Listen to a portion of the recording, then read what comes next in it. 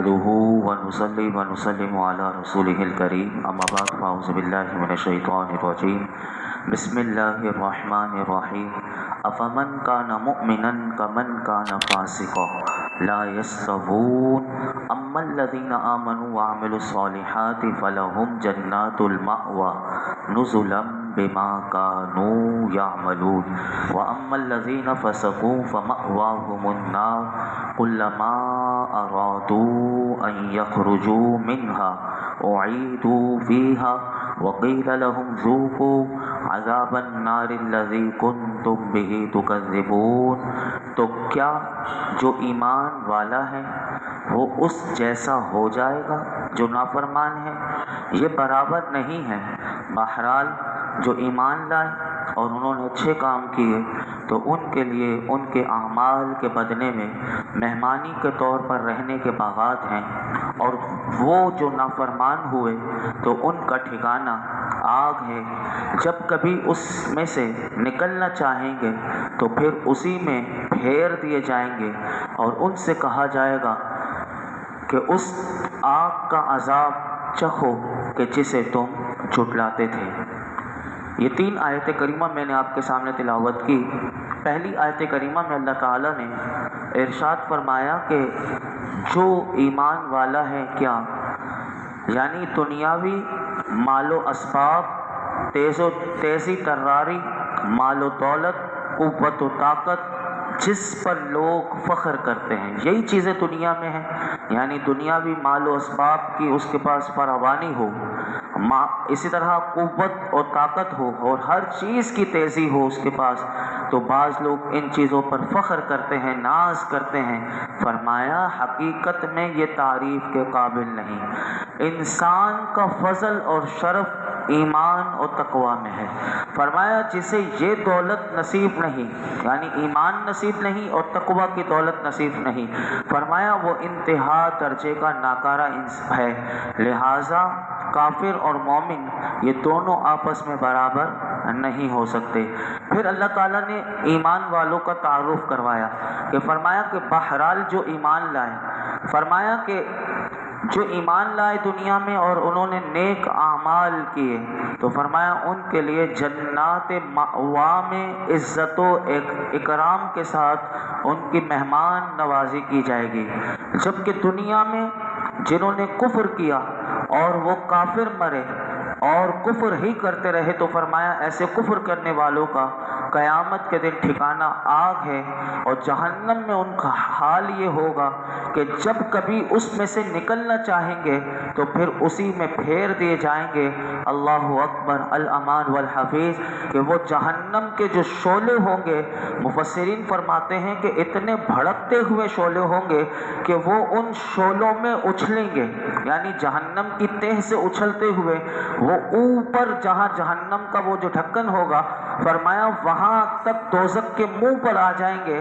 तो जैसे वो नीचे से उछलते हुए आग में से ऊपर आएंगे दोज़ख के मुंह पर, तो मुफस्सिरीन फरमाते हैं वो तड़प कर चाहेंगे कि वो बाहर निकल जाएं जहन्नम से, लेकिन फरिश्ते वहाँ उनकी ड्यूटियाँ अल्लाह ने लगाई हुई होंगी कि उनके पास इतने बड़े घुस होंगे कि वो उसी घुस से उसको मारते हुए जहन्नम में फिर उसको नीचे गिरा देंगे, और फिर उनसे ये कहा जाएगा कि उस आग का अजाब चखो कि जिसे तुम दुनिया में झुठलाते थे, और दोज़ख के अजाब नाम की तुम ये दुनिया में कहा करते थे कोई चीज़ नहीं, और तुम दोज़ख को मानते ही नहीं थे, तो अब देख लो कि तुम्हें उससे निकलना कोई इसकी सूरत नहीं। अल्लाहु अकबर। अल्लाह हमें दोज़ख के अजाब से महफूज फरमाए। फरमाया वलनुज़िक़न्नहुम मिनल अज़ाबिल अदना दूनल अज़ाबिल अकबर लअल्लहुम यरजिऊन। और ज़रूर हम उन्हें बड़े अजाब से पहले करीब का अजाब चखाएंगे जिसे देखने वाला कहे उम्मीद है कि ये लोग बाज आ जाएं।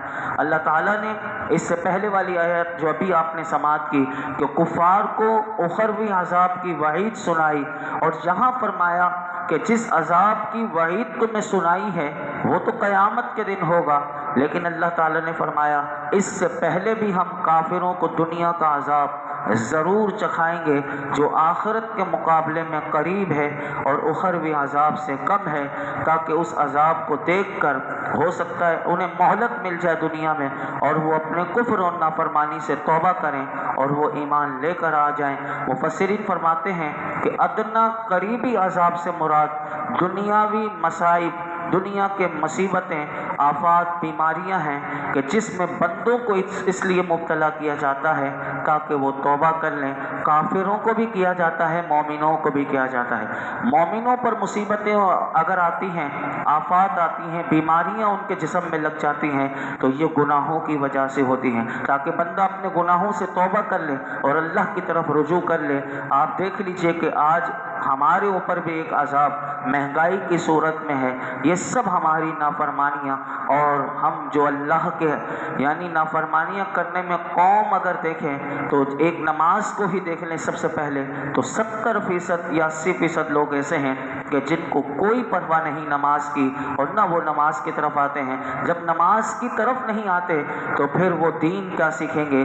کہاں سے ان کو امر بالمعروف اور نہی عن المنکر ایسے لوگوں کو کیا جائے گا؟ تو یہ ہمیں سوچنا چاہیے۔ اسی طرح اللہ تعالیٰ نے کفار مکہ کے ساتھ بھی اسی طرح، یعنی جو اس آیت میں اللہ نے فرمایا کہ جو ہم بڑے عذاب سے پہلے انہیں قریب کا عذاب کا مزہ چکھائیں گے، تو اللہ تعالیٰ نے کفار مکہ کو بھی وہ امراض اور مصائب میں مبتلا کیا کہ مفسرین فرماتے ہیں 7 برس تک قحط کی ایسی مصیبت میں یہ مبتلا رہے کفار مکہ کہ ہڈیاں، مردار، کتے تک یہ لوگ کھا گئے، اور غزوہ بدر میں پھر یہ قتل ہوئے اور بعض گرفتار ہوئے۔ یہ اللہ کی طرف سے انہیں قریب کا عذاب تھا۔ آپ اندازہ لگائیے کہ جب ایسے لوگوں پر عذاب آ سکتا ہے کہ جن کو کھانے کے لیے کچھ نہ ملے، تو وہ کتے بھی کھا گئے، مردار بھی کھا گئے، ہڈیاں بھی نہ چھوڑی، کیونکہ انسان پیٹ میں جب ڈالنا چاہتا ہے تو یہی وجہ ہے کہ آج جب انسان اپنے پیٹ کو بھرنے کے لیے اگر دین نہ سیکھا ہو تو پھر وہ حلال اور حرام کو بھی بھول جاتا ہے، جو بھی آ رہا ہے وہ اپنے پیٹ میں ڈالتا ہے۔ تو یہ وہ اللہ کی نافرمانیاں ہیں جس سے ہمیں بچنا ہوگا، اور اس آیت میں ہمیں غور کرنے کے لیے کہا گیا۔ آگے ارشاد فرمایا وَمَنْ أَظْلَمُ مِمَّنْ ذُكِّرَ بِآيَاتِ رَبِّهِ ثُمَّ أَعْرَضَ عَنْهَا إِنَّا مِنَ الْمُجْرِمِينَ مُنْتَقِمُونَ، اور اس سے بڑھ کر ظالم کون کہ جسے اس کے رب کی آیتوں کے ذریعے نصیحت کی جائے پھر بھی وہ ان سے منہ پھیر لے۔ بے شک ہم مجرموں سے انتقام لینے والے ہیں۔ اللہ اکبر۔ اس آیت میں اگر آپ غور کریں تو اللہ تعالی نے فرمایا کہ جھٹلانے والے جن کا تفصیلی حال اس آیت میں اللہ نے بیان کیا کہ فرمایا اس سے بڑھ کر ظالم کون ہوگا کہ جسے اس کے رب کا قرآن پڑھ کر سنایا جائے، جسے اس کے رب کی آیتیں پڑھ کر سنائی جائیں۔ کیوں سنائی جائیں؟ تاکہ وہ نصیحت لے لے اور نصیحت حاصل کرنے کے بعد اپنی روش سے باز آ جائے۔ لیکن فرمایا کہ ایسے لوگ ہیں کہ یہ اتنے بڑے ظالم ہیں کہ جب انہیں ان کے رب کی آیتوں سے نصیحت کی جاتی ہے تو وہ نصیحت تو نہیں سنتے بلکہ اس آیات سے منہ پھیر لیتے ہیں اور آیات میں غور و فکر نہیں کرتے، اس کی وضاحت اور ارشادات سے فائدہ نہیں اٹھاتے، اور فرمایا یہ ایمان قبول نہیں کرتے۔ بے شک ہم مجرموں سے انتقام لینے والے ہیں۔ اس شخص کا حال کیا ہوگا کہ جو سب سے بڑھ کر ظالم اور سب سے بڑا مجرم۔ یہاں پر علماء فرماتے ہیں کہ ایک حدیث پاک انہوں نے روایت کی مفسرین نے لکھی کہ مجرم کون؟ کیا ہم میں سے بھی کوئی مجرم ہے؟ یہ تو کافر ہیں کہ جو ایمان قبول نہیں کرتے، یہ سب سے بڑے مجرم تو ہیں۔ ایک حدیث پاک میں آتا ہے کہ اب ہم دیکھیں کہ کیا ہم بھی تو مجرم نہیں؟ تو حدیث پاک میں آپ کے سامنے رکھتا ہوں، اور یہ حدیث پاک سنیے کہ حضرت معاذ بن جبل رضی اللہ تعالیٰ عنہ سے روایت ہے کہ سرکار دو عالم صلی اللہ علیہ وسلم نے ارشاد فرمایا جس نے یہ 3 کام کیے وہ مجرم ہے۔ نمبر 1، جس نے ناحق جھنڈا باندھا، اس سے مراد یہ ہے یعنی ایسے شخص کے ساتھ لڑائی کرنے کے لیے جھنڈا باندھا کہ جس کے ساتھ لڑنا اس کے لیے جائز نہیں تھا۔ بندہ غور کر لے۔ نمبر 2، کہ جس نے والدین کی نافرمانی کی۔ اللہ اکبر۔ آج یہ کام دیکھ لیجئے مجرم پائے جاتے ہیں۔ فرمایا تیسرا، جو ظالم کے ساتھ اس لیے چلا تاکہ اس کی مدد کرے، تو پھر میرے آقا نے فرمایا کہ وہ مجرم ہے، اور اللہ فرماتا ہے جو مجرم ہے اِنَّ مِنَ الْمُجْرِمِينَ مُنْتَقِمُونَ، بے شک ہم مجرموں سے انتقام لینے والے ہیں۔ لہٰذا جو بھی ان تین کاموں میں سے کوئی بھی کام کرتا ہے، والدین کی نافرمانی کرتا ہے یا پھر وہ ظالموں کی مدد کرتا ہے، اسی طرح ہم دیکھ لیجئے کہ جب الیکشن کا وقت آتا ہے تو وہ بھی اتنے ہی قوم کے بڑے ظالم ہیں کہ جنہوں نے کتنے عرصے سے قوم کو وہ عذاب میں کہ آئی ایم ایف میں یا سود کی لعنت میں وہ مبتلا کیا ہوا، اور ان کے بینک بیلنس خربوں میں چلے گئے، لیکن قوم کو انہوں نے کس پستی میں ڈال دیا، اور لوگ آنکھیں بند کر کے ایسے ہی ظالموں کا پھر ساتھ دیتے ہیں۔ ہر طرح کے ظالم معاشرے میں پائے جاتے ہیں، میں نے ایک مثال آپ کو دی ہے کہ ہر قسم کے ظالموں کا ساتھ کبھی بھی نہیں دینا چاہیے۔ اور اسی طرح جو بھی ان تین جرموں کا مرتکب ہے، علماء کہتے ہیں اسے چاہیے کہ اپنے جرم سے باز آ جائے، ورنہ یاد رکھے کہ اللہ نے صاف اعلان کر دیا کہ اِنَّ مِنَ الْمُجْرِمِينَ مُنْتَقِمُونَ، کہ اللہ تعالی مجرموں سے انتقام لینے والا ہے۔ مجرم اللہ کی پکڑ سے بچیں گے نہیں۔ ڈھیل اللہ ضرور دیتا ہے، لیکن اسے ڈھیل اس لیے ملی ہوتی ہے تاکہ وہ اب اس ڈھیل میں وہ توبہ کر لے اور اپنے گناہوں سے رجوع کر لے۔ اللہ تعالی ہمیں ہر قسم کے جرم سے بچائے اور اپنے حبیب کی صحیح معنوں میں فرما برداری کرنے کی توفیق عطا فرمائے۔ الحمدللہ رب العالمین، والصلاۃ والسلام علی سید الانبیاء والمرسلین وعلی آلہ واصحابہ اجمعین۔ اللہ پاک جو کچھ سنا ہے اس میں کوئی غلطی کوتاہی معاف فرما، اپنی بارگاہ میں قبول فرما، قرآن حکیم کا نور اور اس کا فیضان عطا کر دے۔ اللہ اس کی شب روز تلاوت کی توفیق دے دے۔ اے اللہ تیرے صالحین بندوں نے مولا کریم جو تو نے انہیں تدبر قرآن، تفکر قرآن اور تلاوت قرآن اخلاص کے ساتھ مولا کریم تو نے انہیں توفیق دی، ہم ان کا واسطہ تیری بارگاہ میں پیش کرتے ہیں۔ اللہ ہم سب کو بھی تدبر قرآن، تفکر قرآن کی دولت سے نواز دے۔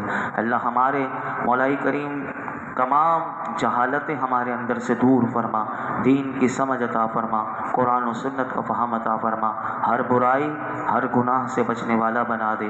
ہمارے والدین کی، میرے آقا کی تمام امت کی مغفرت فرما۔ یہ درس قرآن میں یہ جتنے حاضرین موجود ہیں، اللہ جس کی جو مراد ہو درس قرآن کی برکت سے سب کی مرادوں پر اپنی رحمت کی نظر فرما۔ وصلی اللہ تعالی علی خیر خلق محمد وعلی آلہ وصحبہ اجمعین۔